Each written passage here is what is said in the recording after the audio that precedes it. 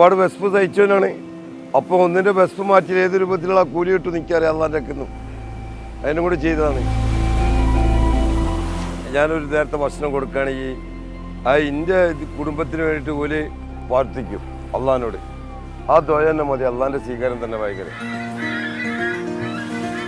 15 വയസ്സുള്ള ഫോട്ടോയൊക്കെ മനോരമയിലുണ്ട്. ഈ തൊടിയിൽ ക്ഷേത്രത്തിന് അവിടെ വെച്ചിട്ടാണ് ഞാൻ 15-ൽ ഈറ്റകളെ വിളിച്ചു കൂട്ടിയതും ഭക്ഷണം കൊടുത്തതൊക്കെ കാണിച്ചു കൊടുത്ത ജനങ്ങൾക്ക്. ഇതിൻ്റെ സൗണ്ട് ഏത് ലോങ്ങിൽ കേൾക്കുകയാണെങ്കിൽ ഈറ്റകൾ വരും. ഈ കുരി വന്നു കഴിഞ്ഞാൽ നിങ്ങൾക്ക് ഒരൊറ്റ കറുപ്പ് പരിന്തിനെ കാണിച്ചു തരാൻ കഴിയില്ല. മഴക്കാലത്ത് ആ പ്യൂറ് ചെമ്പ് കളറുള്ള പരിന്തിനെ മാത്രമേ കാണില്ലേ. ആ കൗത്തിനൊക്കെ വെള്ളമല്ലേ. ഇതാ ഭക്ഷണം കഴിച്ചതാ വിശ്രമിക്കുന്നതാവില്ല. അതാ ആ മരത്തിൻ്റെ മേലെ കണ്ടില്ലേ. അതൊക്കെ ഞാൻ രാവിലെ ചിക്കൻ പാർട്സ് കൊണ്ടുവരും, രാവിലെ ബ്രെഡ് കൊണ്ടുവരും.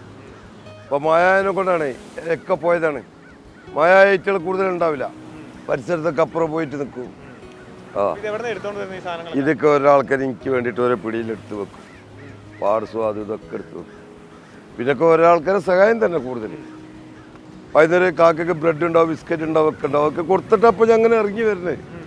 രാവിലെ ഒക്കെ എന്നാൽ പ്രാവിന് അങ്ങോട്ട് ഗോതമ്പ് ഇട്ട് കൊടുക്കുന്നത്. അപ്പോൾ ഉണ്ടാവും ഒരുപാട് പ്രാവുകളുണ്ടാവും ഇവിടെ. ഇപ്പോൾ ഈ നേരെ രാവിലെ ഒരു 8-8:30 മണിക്ക് ആ സ്റ്റേജിൻ്റെ അപ്പുറം വെച്ചിട്ട് കാക്ക മാത്രമേ ഉണ്ടാവുള്ളൂ. പിന്നെ ഉച്ചക്കാണ് ഒരുപാട് പരുന്തുകളും നായ്ക്കളും എല്ലാം ഉണ്ടാവുക. ഇന്ന് മായായതിനെ കൊണ്ട് നേരത്തെ കാലത്തെ കൊടുത്ത് വിട്ടു. അപ്പോൾ മായ ഈറ്റൊക്കെ പ്രാവിനൊന്നും തിന്നാൻ കിട്ടില്ല. അപ്പോൾ അവിടുന്ന് ഇവിടുന്നൊക്കെ ഗോതമ്പ് വാങ്ങിയിട്ട് ഇവിടെ വെച്ച് കൊടുക്കും. ഒരാൾക്കാരും പല ആൾക്കാരും വരെ ഓലൊക്കെ സഹായം തന്നെ ഭൂമിയിൽ.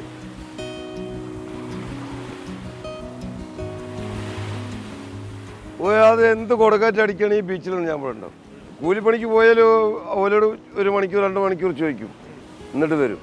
ഇന്ന് വരെ ഒരു ആളെ കൊണ്ട് ബുദ്ധിമുട്ടുമില്ല, ഒന്നുമില്ല. ജീവിതം മുന്നോട്ട് ഇതിൽ പോകുന്നുണ്ട്. അപ്പോൾ മഴയായാലും ലേശം പ്രയാസം ഞാൻ അനുഭവിക്കേണ്ടി വരും. അതാണ് എൻ്റെ ജീവിതം. ഇതൊക്കെ ഭക്ഷണമൊക്കെ കിട്ടാൻ ഭയങ്കര ബുദ്ധിമുട്ടായിരിക്കും. ഇന്നലെ ഉള്ളിടത്ത് പോയിട്ട് ഞാൻ ഇറ്റകളെ പരിപാലിക്കും.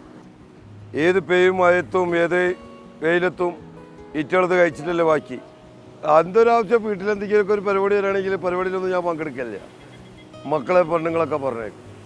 ഈറ്റകളെ പരിപാലിക്കാതെ എനിക്കൊരു ദിവസം ഉറക്കിട്ടില്ല. അത് എത്ര അപ്പുറത്തുള്ള ആൾക്കാർക്കറിയാം. ഏത് മഴയത്തും വെയിലത്തും ഞാൻ ഇവിടെ ബീച്ചിലുണ്ടോ. ലോക്ക്ഡൗണിൽ ഒരാൾക്കും കൂടി പ്രവേശനമില്ല. ഈ ബീച്ചിൽ ഞാൻ മാത്രമേ ഉണ്ടാവുള്ളൂ. ഡിപ്പാർട്ട്മെൻറ്റ് ലാസ് പോലീസുകാർ വേറെ ഒരു കുട്ടിയൊക്കെ കൂടി പ്രവേശനമില്ല. ആ ടൈമിലൊക്കെ കോഴിപ്പീടിയൊക്കെ ഉണ്ടല്ലോ. ആ ടൈം 12 മണിയാകുമ്പോൾ പൂട്ടല്ലോ.